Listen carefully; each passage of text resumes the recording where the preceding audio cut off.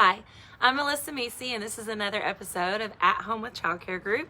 Today is so beautiful, so I decided to be on my back porch. Hopefully nobody will get too loud out here. I want to talk to you a little bit about a few things. First, I want to start with saying y'all are doing great. I'm loving watching the classrooms from all of our centers and seeing the babies learning to crawl and the kids writing their names and kids that are sometimes shy getting to see a different side of them because they're at home and not feeling shy at all. So we're really enjoying that, and our donors and friends of CCG, we follow you on Instagram and Facebook, and it's fun to watch how everybody is thriving during this uncertain time. So good job, everybody. One of the things I wanted to talk to you about is we've talked a lot about neurological development, and I want to make sure you guys understand I'm not the expert on any of this stuff, but I have friends that are experts, and so I am calling a lot to those experts, our center managers and teachers, and our parent educators that go into homes, and our VPs and all the people, okay? But today I talked to, which I do often, Denise Bennett, who is, good morning, Emily, who is a physical therapist at Excel Pediatric in Rockwall. She's been doing it for, I think, 30 years, but she started when she was 5, so it's cool. She's only 35. Anyway, so we really got to talking, and this was a while back, and I just want to encourage you guys that you don't need the newfangled core math and all the things. Guys, we need to go back to the basics. So there were things that we did when we were younger that worked, and those things that we did were fun, and it's because we didn't have Xboxes or even televisions. I think my dad just said the other day I was the remote control for our television half of my life because I was the youngest. But getting ready for writing happens through play. And so your youngest babies, as they start playing, you can start utilizing different activities to get their hands ready for writing. So even as young as 1.5 or 2 years old, when they bear crawl or crab walk or use their hands and muscles in any way, and any weight bearing, it goes on their hands, weight bearing. Like, you know how we used to do handstands, and look how long I can do it even in the pool. So the kids that can't do it, put them up against a wall and hold their legs for them. And the point is they're getting weight on those hands, and they're going to get their hand muscles strong. Some other fun things to do is, it's been raining, so I know this sounds crazy, but my kiddo had, one of my kiddos, well, a couple of them had sensory issues, and so when it was raining, after it rained, I would let him go out in the backyard in his little basketball shorts or clothes I didn't care about and play in the mud. That sensory input is huge. It's huge for their behavior later. It's fun. It's different. It doesn't cost you anything. It's right there. So anytime you can just get all kinds of sensory input all over them and focusing on the hands. So if they're playing in the mud or wet sand or shaving cream, you could put shaving cream on a cookie sheet or the table. It'll clean your table as they play. If you're making pudding or jello for fun, set some aside and let them draw their letters and numbers and use these 3 fingers to pick things up, the pincher. That's huge. So that's just number 1. That's step number 1 that can start whenever you want to, for getting them ready to write. The other thing we can do, step number 2, would be things like tearing paper, but really focusing on using the thumb and index finger. And anytime you can do things that use the thumb, index finger, and the middle finger, because that's what you use to write. And so those are the fingers, and we want to get them used to separating out these 2 fingers from their activities. And so tearing tissue paper is great. And you can get anything and have them tear tissue paper or make mosaics or whatever you want to do. Tissue paper or construction paper. Scrap paper, mail you get that you don't want anymore. Ask them to tear it up into tiny pieces. It's a huge job. We really need to tear this up and throw it away. I mean, they don't know, but it's great exercise. You don't have to recreate the wheel.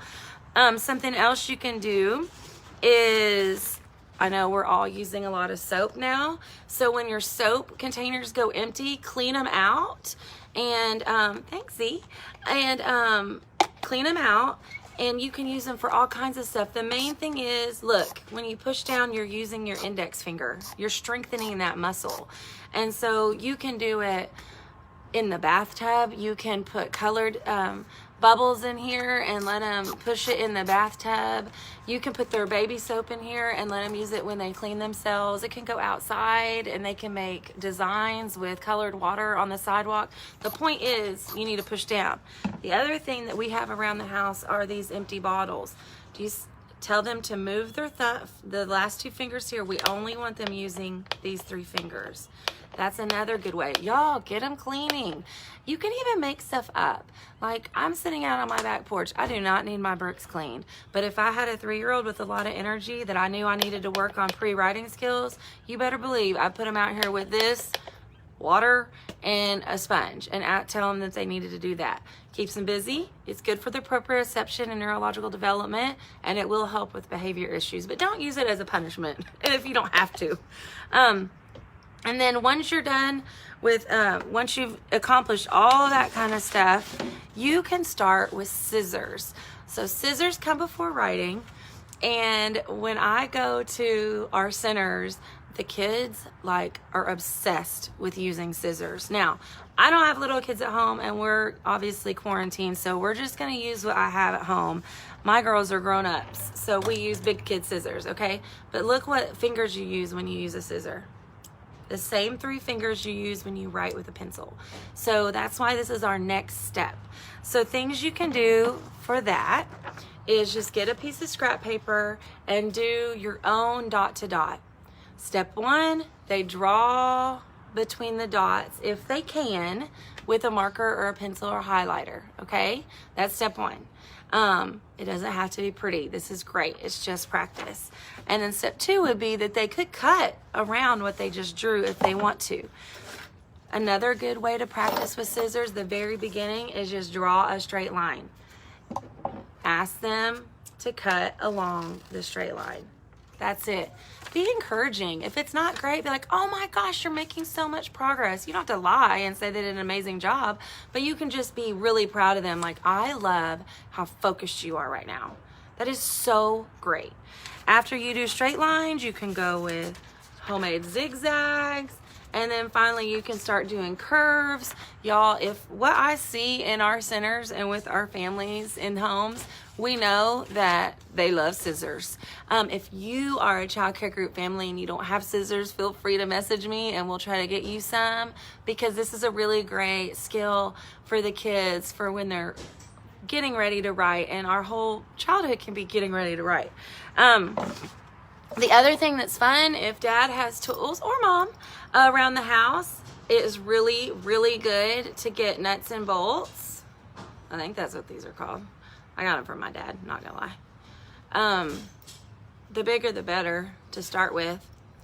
This is great because look what 3 fingers I'm using. Oh, I just dropped it.